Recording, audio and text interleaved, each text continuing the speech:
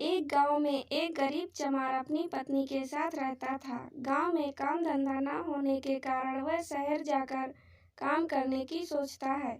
कुछ दिनों बाद ही वह शहर चला जाता है। अपना काम शुरू करने के लिए उसके पास शहर में कोई ठिकाना नहीं था, तो वह सड़क पर खड़ा होकर ही जोर जोर से आवाज लगाता है, कोई जूते ठीक करवा लो। लेकिन उस दिन उसे कोई ग्राहक नहीं मिलता। दूसरे दिन वह फिर जाता है, किंतु आज उसे एक महिला बुलाती है और अपना जूता सुधारने के लिए देती है। थोड़ी दूर जाकर एक और महिला उसे बुलाती है। ऐसे करके कुछ दिनों में ही उसका काम रफ्तार पकड़ने लगा। एक महीने में उसने 4 सोने के सिक्के कमाए। उनमें से 2 सिक्कों का उसने एक गधा खरीदा। जब वह गधा खरीद कर वापस आ रहा था, तो जंगल में उसने देखा 4 डाकू धीरे धीरे उसकी ओर बढ़ रहे थे। डाकुओं से बचने के लिए उसके दिमाग में एक रणनीति बनने लगी थी। डाकुओं को देख चमार ने पहले ही गधे की गर्दन पर एक सोने का सिक्का बांध दिया। डाकू उसके पास पहुंचे और बोले, तेरे पास जो भी निकाल दे, वरना परिणाम अच्छा नहीं होगा। चमार घबरा कर कहता है, मैं एक साधारण मजदूर हूँ, भला मेरे पास तुम्हें क्या मिलेगा। इतने में ही गधे की गर्दन से सिक्का जमीन पर गिर जाता है। सिक्के को देखते ही डाकू और गुस्सा हो गए और बोले, यह हमें मूर्ख समझता है, इसके पास सोने के सिक्के हैं। चमार अपने दिमाग का इस्तेमाल कर कहता है, यह कोई साधारण गधा नहीं है, अपितु यह एक मायावी गधा है। इसको जितना खिलाओगे यह उतने ही सोने के सिक्के देता है। यह बात सुनते ही डाकुओं के चेहरों पर मुस्कान आ गई। उन्होंने गधा खरीदने की सलाह जचाई और चमार को 50 सोने के सिक्के देने को तैयार हो गए। उसने थोड़ा आनाकानी करने का बहाना किया और फिर गधा उन्हें बेच दिया। क्यों न बेचता, आखिरकार 2 सिक्कों का गधा 50 सिक्कों में बिक रहा था। डाकू गधा लेकर अपने घर चले गए। उस दिन गधे ने कोई सोने का सिक्का नहीं दिया, तो उन्होंने सोचा शायद आज अपने मालिक से बिछड़ने के चक्कर में उदास है। लेकिन जब 2-3 दिन भी उसने कोई सिक्का नहीं दिया, तो वो समझ गए यह कोई मायावी नहीं, अपितु एक साधारण गधा है। सभी डाकू गुस्से से आग बबूला हो गए। उन्होंने चमार को सबक सिखाने का निर्णय किया। जब वे चमार के घर पहुंचे तो देखा उसने मुर्गा फार्म खोल लिया था। उसे देखकर वे और गुस्सा हो गए।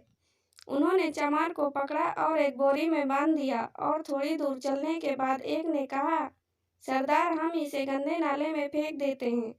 यह बात सुनकर चमार भयभीत हो गया। काफी देर चलने के बाद सभी डाकू थक गए। धूप तेज थी, तो उन्हें पास में एक चर्च दिखा। वे चर्च में आराम करने चले गए और बोरी वहीं रख दी। थोड़ी देर बाद चमार ने सुअरों की आवाज सुनी। आवाज सुनकर वह समझ गया कि सुअरों के साथ कोई आदमी भी जरूर होगा। उसने बोरी के अंदर से ही आवाज लगाई। सुअरों का मालिक चारों तरफ देखकर कहता है, कौन है भाई और कहाँ है। चमार, मैं इस बोरी में कैद हूँ। आदमी, तुम्हें बोरी में क्यों कैद कर रखा है। चमार फिर दिमाग लगाकर कहता है, कुछ लोग मेरी शादी जबरदस्ती एक राजकुमारी से कराना चाहते हैं। ये मुझे बोरी में बांधकर राजकुमारी के पास ही ले जा रहे हैं। वह आदमी कहता है, भाई, ये तो कोई पागल ही होगा जो राजकुमारी से शादी करने से इनकार करे।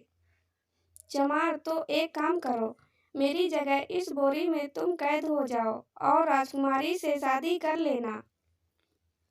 वह आदमी राजकुमारी से शादी करने की बात पर इतना खुश हुआ कि खुद को चमार की जगह बोरी में कैद कर लेता है।